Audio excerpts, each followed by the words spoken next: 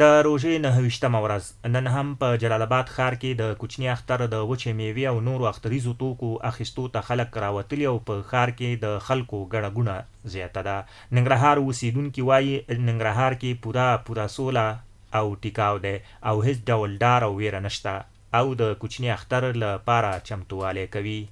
د روژې مبارکې میاشتې 9 روژه ده او د اختر په مناسبت راغلي ښار ته چې خپل ځان ته یا د اختریز میوې وچې دانې دا واخلو او نور اولادونو لپاره چپړې جامې ولې انشاءالله چې موسم هم ډېر ښایسته باراني موسم ده او هم امان ده. انشاءالله د امنیت د خوا هېڅ مشکل نشته ده. د جلال آباد ټول ښاریان ښه په خوشحالي راغلي دي، خپل د اختر مراسم سوداګانې کوي. راوتلی یم ښار ته د اختر لپاره وچه میوه او سودا واخلو. خوشحاله یو امنیت دی انشاءالله، خبره نشته. جلال آباد ښار کې د وچې میوې پلورونکي وایي تیر ته سږ کال د میوې بیې ښې دي او خلک بیا هم د اختر د چمتووالي لپاره د وچو میوو پیرلو ته لیوالتیا لري، ځکه دا توکي د اختر د دسترخوان مهمه برخه ګڼل کیږي. د روژې 9 ورځ ده او انشاءالله امن ښه امنیت دی.